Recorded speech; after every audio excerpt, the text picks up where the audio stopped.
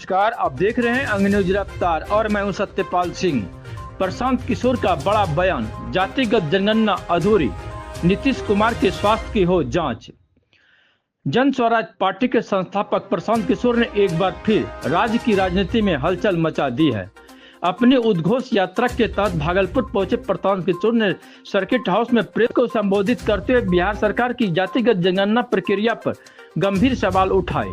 प्रशांत किशोर ने कहा कि स्वराज पार्टी जातिगत जनगणना का समर्थन करती है और इस बात को उन्होंने 3 साल पहले भी दोहराया था, लेकिन उन्होंने बिहार सरकार पर आरोप लगाते हुए कहा कि यह जनगणना अधूरी और अपारदर्शी है, जिससे समाज की असली तस्वीर सामने नहीं आ पाएगी।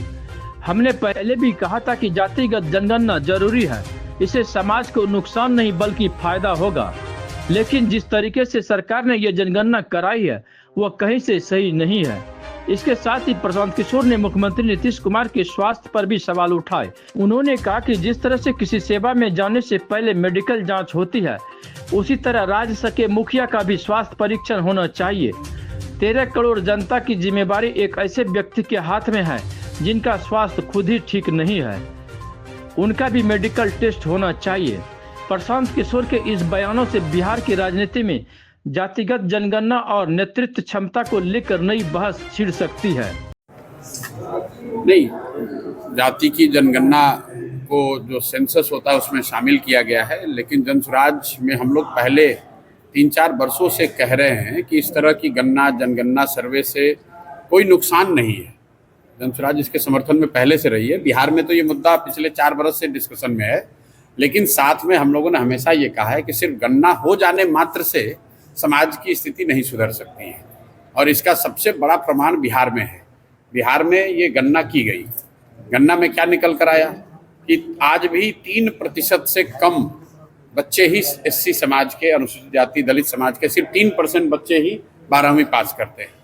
5% से कम अति पिछड़ा समाज के लोग आज 12वीं पास करते हैं। और गणना के आए हुए 2 वर्ष हो गया, क्या हमने अनुसूचित जाति जनजाति या अति पिछड़ा समाज के बच्चों की पढ़ाई कैसे सुधरे उस पर कोई नई योजना देखी?